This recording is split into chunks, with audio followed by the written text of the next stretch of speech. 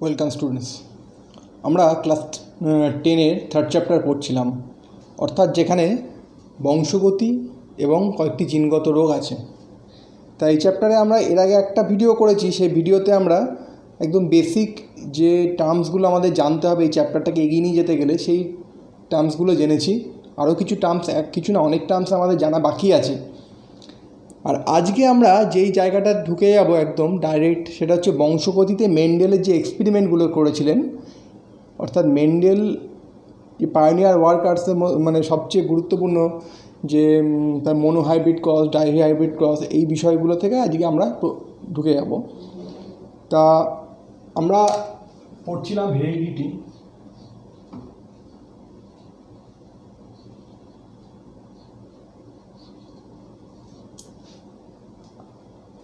তো এই বংশগতি নিয়ে আমরা আগের লেকচারে, ভিডিও লেকচারে বংশগতি কী, মানে হেরিডিটি কী, ইনহেরিটেন্স কী এবং আরও যে ডেফিনেশনগুলো জেনেছি। তো এই বংশগতি নিয়ে কিন্তু অনেক দিন আগের থেকে, অনেক আগের থেকে, মেন্ডেলের আগেও কিছু কিছু আলোচনা হয়েছিল, কিন্তু সঠিক বা একটু সঠিক আলো কিন্তু মেন্ডেলের আগে কেউ সেইভাবে দেখাতে পারেননি। মেন্ডেল ছিলেন অস্ট্রিয়াবাসী একজন ধর্মযাজক। তিনি যে ক্যাথলিক চার্চে থাকতেন, সেখানে বড় বাগান ছিল। সেখানে গ্রিন পি, অর্থাৎ আমরা যেটাকে মটর বলি, পাইসাম স্যাটাইভাম, সেই পাইসাম স্যাটাইভাম অনেক, মানে ওই মটর গাছের অনেক বড় বাগান ছিল।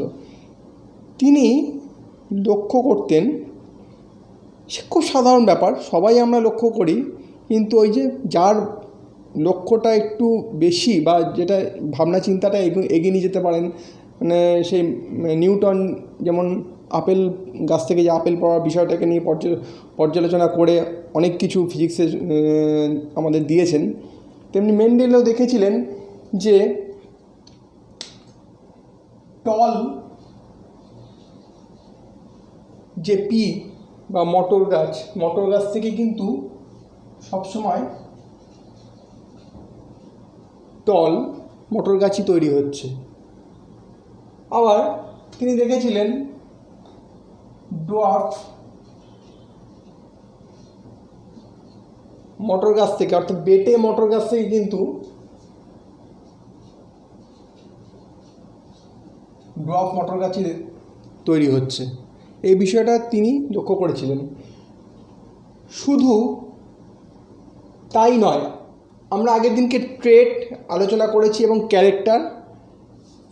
টল এবং ডোয়ার্ফ এগুলো কি ট্রেট, কোন ক্যারেক্টারের আন্ডারে পড়ে, অর্থাৎ হাইট, প্ল্যান্ট হাইটের মধ্যে টল এবং ডোয়ার্ফ এই ট্রেটগুলো পড়ে। তিনি লক্ষ্য করেছিলেন যে পার্পল মটর গাছ থেকে, অর্থাৎ পার্পল ফ্লাওয়ার যে মটর গাছে হয়, সেখান থেকে সবসময় পার্পল ফ্লাওয়ারেরই মটর গাছ হচ্ছে। তেমনি হোয়াইট ফ্লাওয়ার যে মটর গাছে হয়, সেখান থেকে হোয়াইট ফ্লাওয়ারের মটর গাছে, মানে হোয়াইট ফ্লাওয়ার হচ্ছে এরকম, এগুলোই হচ্ছে। এগুলো খুব সাধারণ বিষয়, কিন্তু তিনি এগুলো নিয়ে ভাবনা চিন্তা করেছিলেন। তার এই বংশগতির ওপর তিনি এক্সপেরিমেন্ট দীর্ঘ 6 বছর, আমি বুঝছিলাম এগুলো নিয়ে আবার আসছি আমরা, দীর্ঘ 7-8 বছর ধরে করেছিলেন। এবং তিনি 1866 খ্রিস্টাব্দে তার পরীক্ষা নিরীক্ষার ফলাফল লিপিবদ্ধ করেছিলেন বা প্রকাশ করেছিলেন। কি দেখেছিলেন? তিনি মটর গাছের অনেক ট্রেট লক্ষ্য করেছিলেন, অর্থাৎ অনেকগুলো ক্যারেক্টার লক্ষ্য করেছিলেন। আমাদের প্রত্যেকের বইয়ে আছে মেন্ডেলের মটর গাছে, মেন্ডেলের পর্যবেক্ষণ করা 7 জোড়া মটর গাছের বিপরীত বৈশিষ্ট্য, বা আমরা যাকে 7 জোড়া ট্রেট দেখেছিলেন। অর্থাৎ তিনি 7 রকমের ক্যারেক্টার পর্যালোচনা করেছিলেন। আমরা কয়েকটা উদাহরণ যে কোনো বইয়ে আমরা পেয়ে যাব, তাও কয়েকটা উদাহরণ দিয়ে একটু বলি। সেটা হচ্ছে প্ল্যান্ট হাইট, তিনি দেখেছিলেন 2 রকমের ট্রেট, 2 রকমের, টল এবং ডোয়ার্ফ। তিনি দেখেছিলেন ফ্লাওয়ার কালার পার্পল এবং হোয়াইট। তিনি ক্যারেক্টার দেখেছিলেন সিডের কালার ইয়েলো এবং গ্রিন। তিনি দেখেছিলেন ফ্লাওয়ারের পজিশন টার্মিনাল অথবা অ্যাক্সিয়াল, এইরকম আরও অনেক আছে, মানে টোটাল 7 রকমের ক্যারেক্টার তিনি লক্ষ্য করেছিলেন। তিনি এক্সপেরিমেন্টের শুরুতে কি করলেন, পার্পল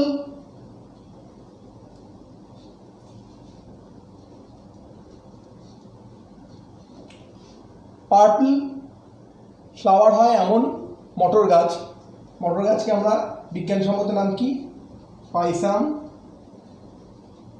স্যাটাইভাম।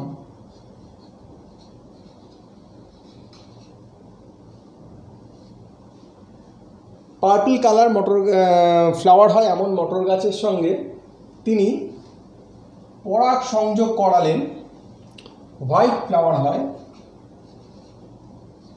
এমন মটর গাছে। কি আশা করা যায়? আমরা জানি পার্পল ফ্লাওয়ারের মটর গাছের থেকে পার্পল ফ্লাওয়ার মটর গাছই তৈরি হচ্ছে। আমরা জানি হোয়াইট ফ্লাওয়ার মটর গাছের থেকে হোয়াইট ফ্লাওয়ার মটর গাছই তৈরি হচ্ছে। তাহলে এইরকম একটা ক্রস, অর্থাৎ যেখানে পার্পল ফ্লাওয়ারের সঙ্গে হোয়াইট ফ্লাওয়ার মটর গাছের একটা পরাগ সংযোগ করা হলো, সেখানে যে উদ্ভিদগুলো তৈরি হবে আমরা এরকম আশা করতেই পারি যে তার ফুলের রং পার্পল এবং হোয়াইট এর মাঝামাঝি কিছু একটা হবে। কিন্তু আশ্চর্যজনকভাবে সেরকম কিচ্ছু হলো না। যে প্ল্যান্টগুলো হলো তৈরি সবই পার্পল।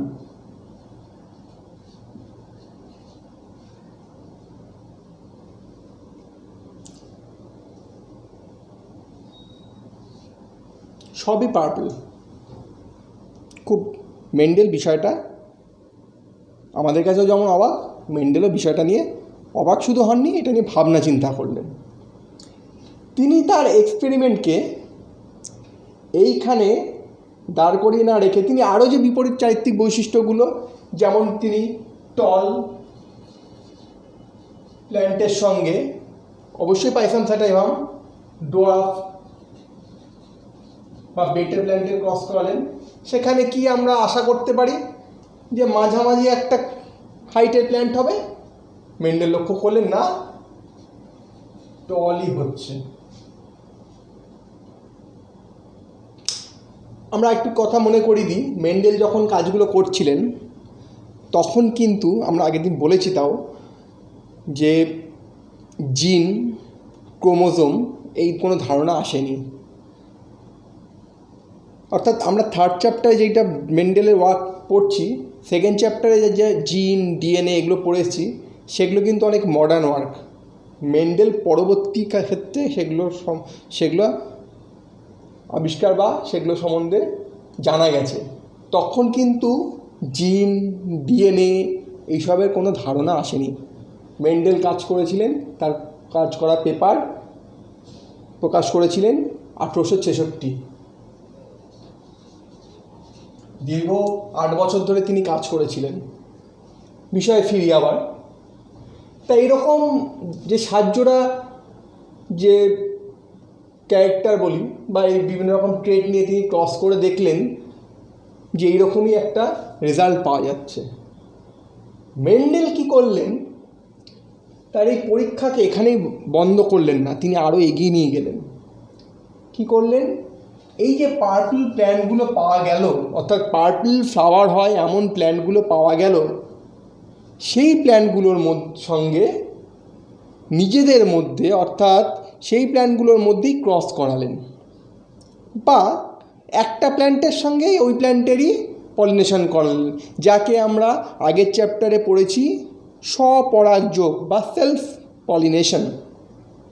অর্থাৎ এই প্ল্যান্টের সঙ্গেই এই প্ল্যান্টের ক্রস করালেন, বা এই প্ল্যান্টের সঙ্গে আরও যেসব প্ল্যান্ট হয়েছে তাদের যে কোনো দুটোর মধ্যে ক্রস করালেন।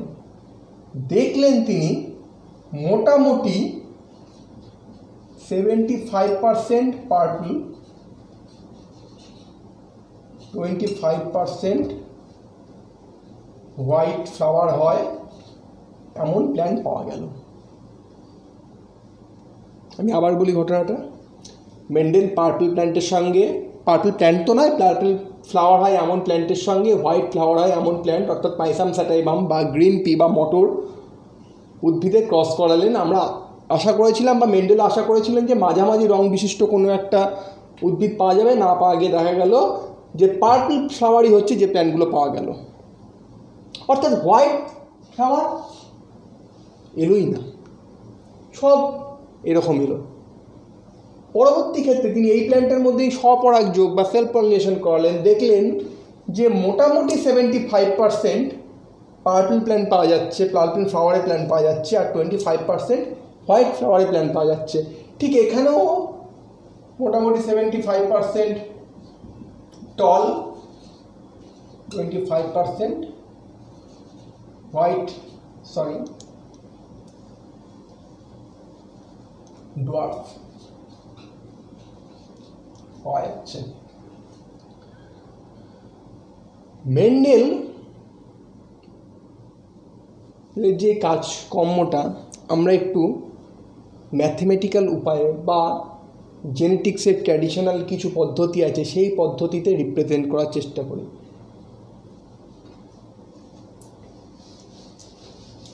এই বিষয়গুলোকে আমরা একটু অন্যভাবে উপস্থাপন করি।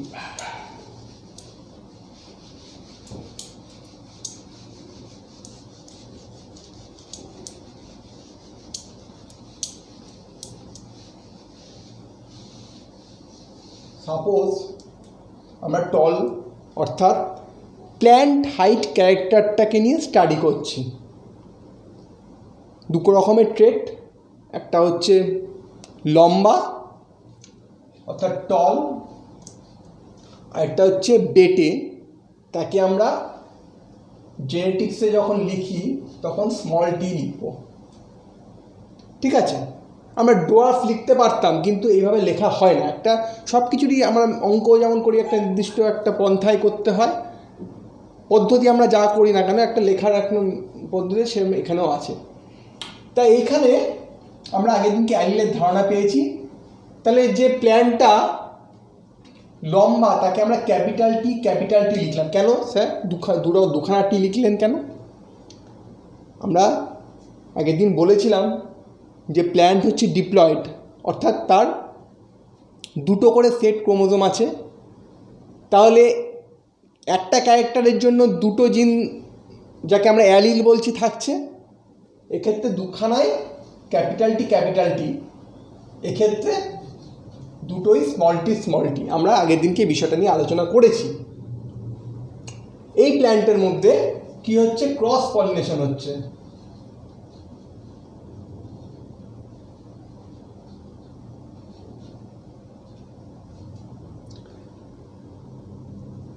আমরা এখানে এরকম করে লিখতে পারি, এরা হচ্ছে প্যারেন্টাল জেনারেশন বা P1 বলতে পারি আমরা, ঠিক আছে? এবার এখান থেকে গ্যামেট তৈরি হবে, অর্থাৎ ডিপ্লয়েড অর্গানিজম থেকে যখন গ্যামেট তৈরি হয় তখন কি হয়? মিওসিস ডিভিশন বা রিডাকশন ডিভিশন, অর্থাৎ এখান থেকে রিডাকশন ডিভিশন হবে। আমরা সংক্ষেপে RD লিখলাম। এখানে গ্যামেট পাওয়া যাবে। আমরা এই একটা গ্যামেট, দুটোই একই রকম গ্যামেট। আবার এখান থেকেও রিডাকশন ডিভিশন বা মিওসিস লিখে দিয়ে একবার পড়েন, মিওসিস হবে। এখানেও স্মল টি, দুটো গ্যামেট পাওয়া গেল। দুটো গ্যামেটই যেহেতু একরকম, আমরা দুটো না লিখে একটাই লিখি।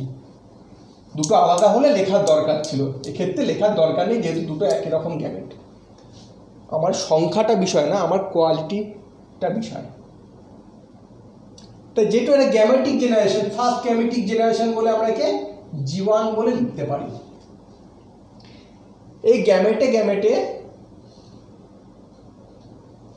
মিলন বা ফার্টিলাইজেশন হয়ে যে প্ল্যান্টটা তৈরি হবে সেটা হচ্ছে ক্যাপিটাল টি স্মল টি। এটাকে আমরা বলেছিলাম টল, এটাকে আমরা বলেছিলাম ডোয়ার্ফ বা বেটে। এই প্ল্যান্টটা সরি, এটাকে গোল পাকানো যায় না, গ্যামেটের ক্ষেত্রেই আমরা সার্কেল করি।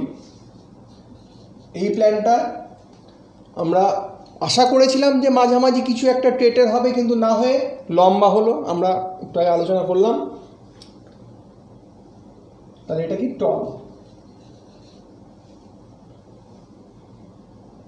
মেন্ডেল এই প্ল্যানগুলোকে অর্থাৎ লম্বা এবং বেটে উদ্ভিদের মধ্যে মিলন করে মেন্ডেল দেখলেন লম্বা উদ্ভিদই আসছে।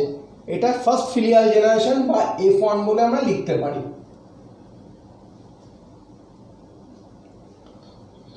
ঠিক আছে,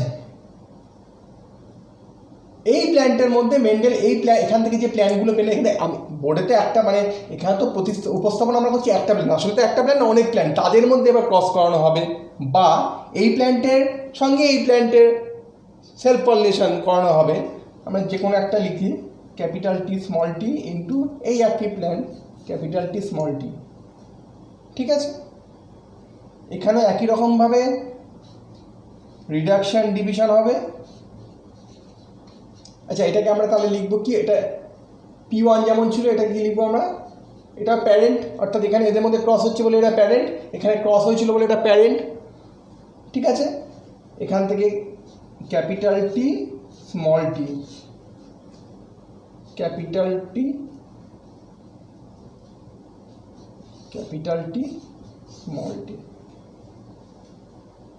দু রকমের পাওয়া যাচ্ছে রিডাকশন ডিভিশন হয়, তাই জন্য মুছছি না। এখানে কেন মুছে দিচ্ছিলাম যে একই রকম, এখান থেকে দুটোই ক্যাপিটালটি, এখানে দুটোই স্মল টি, তাই জন্য এখানটা আমরা মুছে দিয়ে একটাকেই কনসিডার করেছিলাম। দুটো লিখলেও কোনো অসুবিধা ছিল না, বিষয়টা একই আসতো বলে লিখিনি।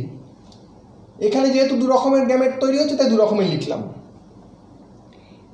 এইবার ফার্টিলাইজেশনের যে সম্ভাবনা, পসিবিলিটি, প্রত্যেকটার সঙ্গে প্রত্যেকটার হতে পারে, অর্থাৎ এটার সঙ্গে এটার হতে পারে, এটার সঙ্গে আবার এটারও হতে পারে, তাই তো?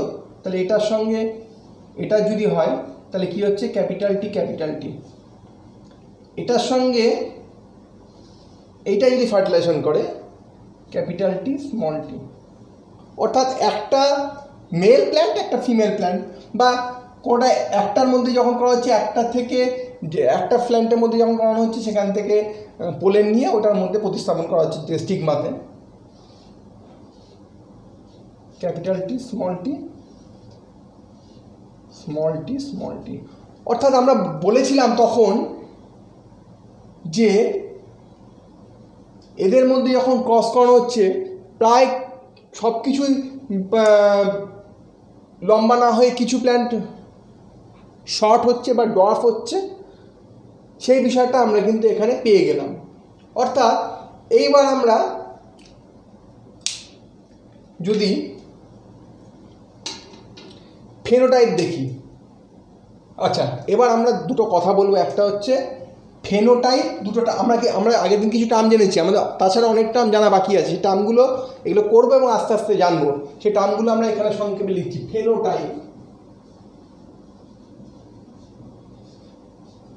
ফেনোটাইপ মানে বহিঃপ্রকাশ হচ্ছে, অর্থাৎ বহিরাকৃতিভাবে তার কী ক্যারেক্টার দেখা যাচ্ছে সেটা ফেনোটাইপ। ঠিক আছে, যেমন এই প্ল্যান্টটা কীরকমভাবে আমরা জানি এরকম প্ল্যান্ট হলে টল হয়, এই প্ল্যান্টটা কীরকমভাবে আমরা জানি এরকম হলে ডোয়ার্ফ হয়, এই প্ল্যান্টটা আমরা এর আগে দেখেছি যে এরকম হলে টলই হয়। তাহলে এটা হচ্ছে ফেনোটাইপ। তাহলে এর ফিনোটাইপ কী হবে, টল। এর ফিনোটাইপ কী হবে, টল। এর ফিনোটাইপ কী হবে, টল। এর ফিনোটাইপ কী হবে, ডোয়ার্ফ। ঠিক আছে, আর জিনোটাইপ কি, একটা কথা কি, জিনোটাইপ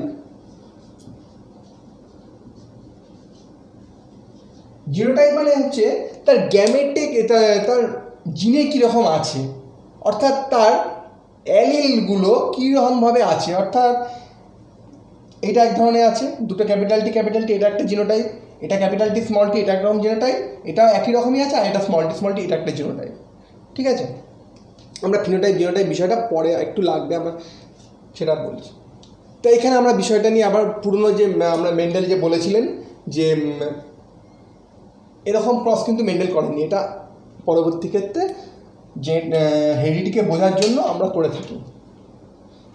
কি বিষয়টা হচ্ছে, মেন্ডেল বলেছিলেন যে ক্যারেক্টারগুলো একটা, এখান থেকে মেন্ডেল একটা থিওরিতে এসেছিলেন, সে পরে আসছি, বিষয়টা একটু বুঝি আমরা, যে এই দুটো প্ল্যান্টের সঙ্গে যখন ক্রস করানো হচ্ছে তখন এই ক্যারেক্টারটা পুরো হারিয়ে যাচ্ছে, অর্থাৎ কোনো প্রকাশই পাচ্ছে না, কোনো প্রভাব পড়ছে না এই ক্যারেক্টারটা।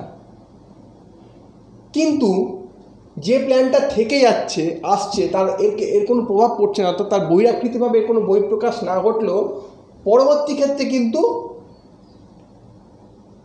এরকম একটা চরিত্রের গাছ 25% আসছে। কী হবে 25%?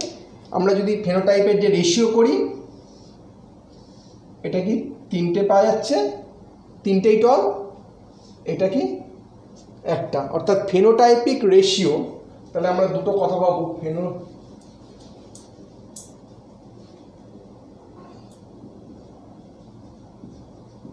রেশিও কত, 3:1 পেলাম,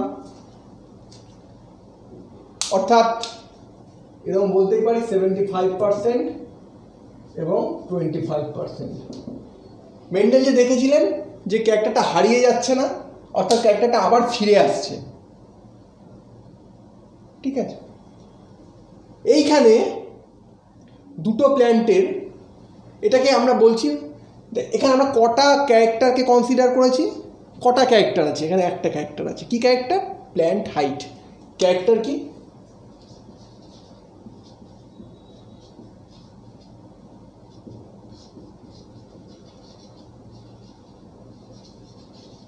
প্ল্যান্ট হাইট। তার আন্ডারে কি ট্রেট আছে?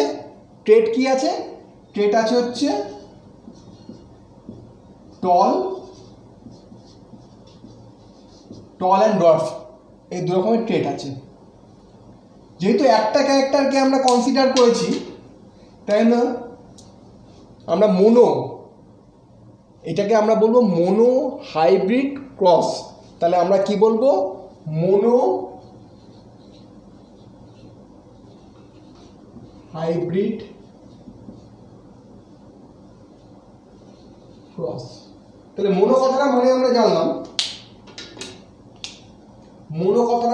জানলাম, আমরা হাইব্রিড কথাটা মানে একটু জেনে নেব, আর ক্রসের ব্যাপারটা তো আমরা বলেছি বা জানি, পলিনেশন বা ফার্টিলাইজেশনের বিষয়টা। আচ্ছা, মোনো হাইব্রিড তো যেহেতু একটা ক্যারেক্টারকে আমরা এখানে একটা ক্যারেক্টারের ওপর, অর্থাৎ প্ল্যান্ট হাইটের ওপর করা হয়েছে বলে মোনো হাইব্রিড ক্রস। এরকম মেন্ডেল যে সাহায্যরা বিপরীত চরিত্রিক বৈশিষ্ট্য দিয়েছে, অর্থাৎ সাহায্যরা যে ক্যারেক্টারের কথা বলা হয়েছে, প্রত্যেকটার ক্ষেত্রে কিন্তু এরকম ক্রস সম্ভব এবং রেজাল্ট একই রেশিওতে আসবে।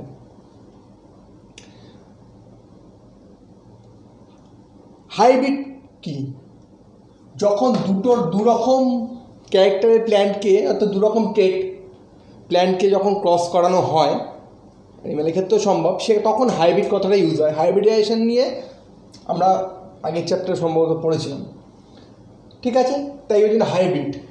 যদি এখানে একটা ক্যারেক্টার না নিয়ে দুটো ক্যারেক্টার নিতাম, আমরা ধরো এখানে প্ল্যান্ট হাইটের সঙ্গে যদি ফ্লাওয়ার কালার একসঙ্গে নিয়ে নিতাম, তখন বলতাম ডাই হাইব্রিড কথা, আমাদের পরে আছে ডাই হাইব্রিড ক্রস, তখন আমরা ব্যাপারটা একটু পরিষ্কার আমাদের হবে। তাই মোনো হাইব্রিড ক্রস বলছি। এখানে যে প্ল্যানটা এলো মোনো হাইব্রিড ক্রস, অর্থাৎ ক্যাপিটালটির সঙ্গে স্মল টি, আমরা আগের দিনকে কি বলেছিলাম, যে যখন দুটো অ্যালিল একই রকমের থাকবে তখন তাকে আমরা হোমোজাইগাস বলি, অর্থাৎ এই প্ল্যানটা হোমোজাইগাস ফর অ্যালিল টি অ্যালিলের জন্য এটা হোমোজাইগাস। আমরা আরেকটা টার্ম পাবো, হোমোজাইগাস যেমন জেনেছিলাম,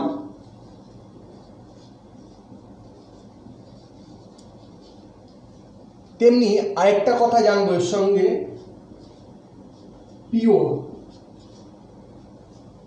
পিওর কথাটা জানবো।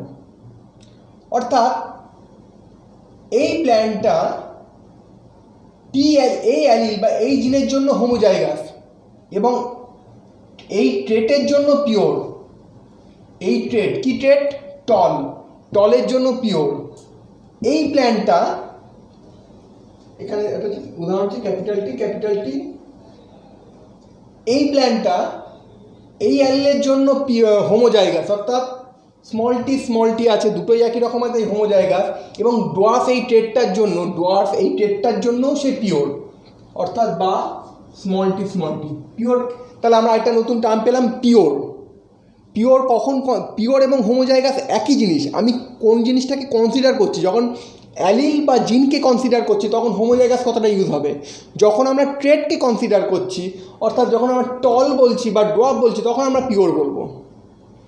এবার এই প্ল্যান্টটার কথা ভাবি, ক্যাপিটাল টি স্মল টি, এ কিন্তু হেটেরোজাইগাস। আমরা আগের দিনকে দেখেছি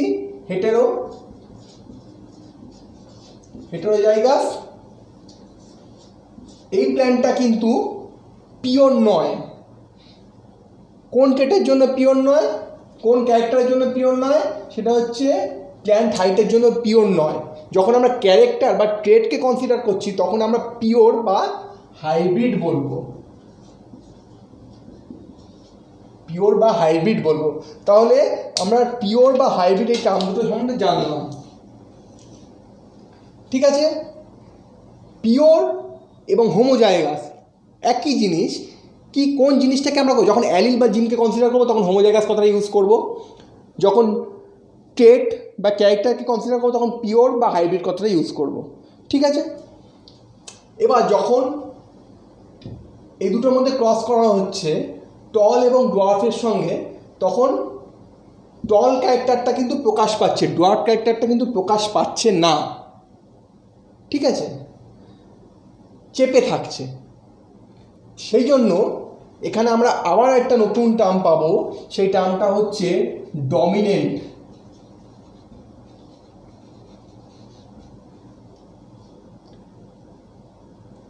কে ডমিনেন্ট? ডমিনেন্ট ক্যারেক্টার হতে পারে বা ডমিনেন্ট ট্রেট হতে পারে। কোনটা? ডমিনেন্ট ক্যারেক্টার হচ্ছে টলনেসটা হচ্ছে টল। কাকে চাপা রাখছে? ড্রপ হচ্ছে রিসেসিভ। তাহলে যে চাপা থাকছে সে কি? রিসেসিভ। যখন অ্যালিল বলবো, ক্যাপিটাল টিটা হচ্ছে ডমিনেন্ট অ্যালিল, স্মল টিটা হচ্ছে রিসেসিভ অ্যালিল। তাহলে দুটো বিপরীত ট্রেটের প্ল্যান্টের মধ্যে যখন ক্রস করানো হচ্ছে, যে ক্যারেক্টারটা পিওর প্ল্যান্ট, অবশ্যই যে ক্যারেক্টারটা প্রকাশ পাচ্ছে সেটা ডমিনেন্ট। ঠিক আছে, প্ল্যান্ট হাইটে যেটা হচ্ছে অর্থাৎ টল হচ্ছে, এই ট্রেটটা প্রকাশ পাচ্ছে, তাহলে এটা ডমিনেন্ট। ডমিনেন্ট ট্রেট কোনটা? টল। ডমিনেন্ট অ্যালিল কোনটা? Capital T. রিসেসিভ ট্রেট কোনটা? ডোয়ার্ফ। রিসেসিভ অ্যালিল কোনটা? Small tea. তাহলে আবার একটা টার্ম পেলাম। আমরা আগের দিনকে বলেছিলাম যে টার্ম আমাদের শেষ হচ্ছে না, ঠিক আবার টার্ম পেলাম। Dominant, recessive, pure, hybrid, phenotype, genotype. আমরা যেমন ফেনোটাইপ রেশিও পেয়েছি তেমনি জিনোটাইপ রেশিও আমরা পাবো। জিনোটাইপ রেশিও কত হবে? Capital T. ক ধরনের জিনোটাইপ আছে? ক্যাপিটাল টি আছে জিনোটাইপ। আরেকটা জিনোটাইপ কী আছে? Capital T small tea. আরেকটা জিনোটাইপ কী আছে? Small tea. 3 রকমের জিনোটাইপ আছে। এই একরকম জিনোটাইপ, এই দুটো একই রকম, তাই আমরা দুটোকে একটাই লিখলাম। আর এটা কি একরকম? তা এটা এই প্ল্যান কটা কানা আছে? একটা আছে। এই প্ল্যান কটা আছে? দুটো আছে। এই প্ল্যান কটা আছে? একটা আছে। অর্থাৎ জিনোটাইপিক রেশিও, এটাকে বলে জিনোটাইপ, জিনগত যে তার কনফিগারেশন আছে। তাহলে কী হচ্ছে? 1:2:1। আর ফেনোটাইপিক রেশিও কত হচ্ছে? 3:1। অর্থাৎ এই দুটো জিনোটাইপ মিলে একরকম ফেনোটাইপ টল দিচ্ছে। তাহলে ফেনোটাইপিক রেশিও এবং জিনোটাইপিক রেশিও সম্বন্ধেও জানলাম। এইবার মেন্ডেল তার হাইব্রিড ক্রস অর্থাৎ মোনোহাইব্রিড ক্রস থেকে তিনি দু রকম সিদ্ধান্তের কথা বললেন। কি বললেন? যে যখন দুটো কন্ট্রাস্টিং একটা দুটো ট্রেটের সঙ্গে যখন প্ল্যান্টে ক্রস করানো হচ্ছে, একটা প্রথম অপত্য জনুতে যে ক্যারেক্টারটা প্রকাশ পাচ্ছে সেটা ডমিনেন্ট, আর যেটা প্রকাশ পাচ্ছে না, যে ট্রেটটা প্রকাশ পাচ্ছে না সেটা রিসেসিভ। ঠিক আছে, তাদের ল অফ ডমিনেন্স বলা যেতে পারে এটাকে। আরেকটা খুব গুরুত্বপূর্ণ, মেন্ডেলের প্রথম সূত্র হিসাবে পরিচিত বা ল অফ সেগ্রিগেশন।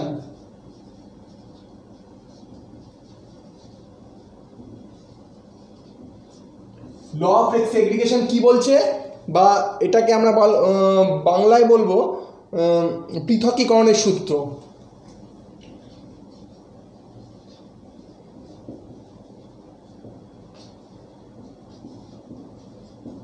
পৃথকীকরণের সূত্র কি বলছে আমরা বুঝি ব্যাপারটা। মেন্ডেল বলছে যে বিপরীতচারিত্রিক বৈশিষ্ট্য সম্পন্ন জীবের মধ্যে সংকরায়ন যখন করছি আমরা, এই হাইব্রিডাইজেশনকে বলে সংকরায়ন করছি, তখন প্রথম অপত্যজনুতে ক্যারেক্টারগুলো একসঙ্গে হচ্ছে কিন্তু মিলে যাচ্ছে না, অর্থাৎ ব্লেন্ড করে যাচ্ছে না। পরে গ্যামেট গঠনকালে তারা আবার আলাদা হয়ে যাচ্ছে। এবার বুঝি, এই দু রকম কন্ট্রাস্টিং ট্রেট তাদের যখন ক্রস করানো হচ্ছে এরা এক জায়গায় আসছে, অর্থাৎ ক্যাপিটাল টি এবং স্মল টি এক জায়গায় আসছে, তারা একসঙ্গে থাকছে কিন্তু একদম এক হয়ে যাচ্ছে না। যদি এক হয়ে যেত তাহলে কী হতো, পরবর্তী ক্ষেত্রে এটা বেরোতো না। অর্থাৎ তিনি বলছেন যে তারা stay together but they doesn't blend, তারা ব্লেন্ড করে যাচ্ছে না। ঠিক আছে, তাহলে তারা ব্লেন্ড করছে না, অর্থাৎ একত্রিত হয়ে মানে একসঙ্গে থাকছে কিন্তু মিলে যাচ্ছে না। এর আগে ব্লেন্ডিং থিওরি বলে একটা, মেন্ডেলের কাজের আগে একটা ব্লেন্ডিং থিওরি বলে থিওরি ছিলেন, সেই থিওরিতে বলা হতো ক্যারেক্টারগুলো ব্লেন্ড করে যেত, কিন্তু এখানে বলা হচ্ছে যে তারা একত্রিত হচ্ছে, একসঙ্গে আসছে কিন্তু মিশে যাচ্ছে না। এই জন্য ল অফ সেগ্রিগেশন বা পৃথকীভবনের সূত্র। ঠিক আছে, তাহলে আজকে আমরা মেন্ডেলের মোনোহাইব্রিড ক্রস বা একসংকর জনন সম্বন্ধে জানলাম, যেখানে দুটো কন্ট্রাস্টিং টেটের মধ্যে ক্রস করালে প্রথম F1 জনন। আচ্ছা, এখানে কিছু জিনিস একটু বাধা হচ্ছে লিখে নেই, সেটা হচ্ছে এটাকে বলবো আমরা হচ্ছে, যেহেতু গ্যামেট তৈরি হচ্ছে এখানে যেমন G1 লিখেছিলাম, এটাকে আমরা বলবো G2, এখানে F1 লিখেছিলাম, অর্থাৎ এই অপত্য তৈরি হয়েছিল বলে এটাকে বলবো আমরা হচ্ছে F2। তাহলে P1 G1 F1, অর্থাৎ প্রথম যে প্যারেন্টাল জেনারেশন 1 সেখান থেকে গ্যামেটিক জেনারেশন 1 হলো, সেখানে ফার্স্ট ফিলিয়াল জেনারেশন 1 হলো। তারপরে P2 অর্থাৎ প্যারেন্টাল জেনারেশন 2, অর্থাৎ F1 যেই প্ল্যান্টগুলো তৈরি হলো তারাই কী করলো, প্যারেন্ট হিসাবে কাজ করলো, অর্থাৎ তাদের মধ্যে ক্রস করানো হলো, সেখান থেকে গ্যামেটিক জেনারেশন হলো, আবার নতুন প্রজেনি তৈরি হলো, তাকে বলছি আমরা F1।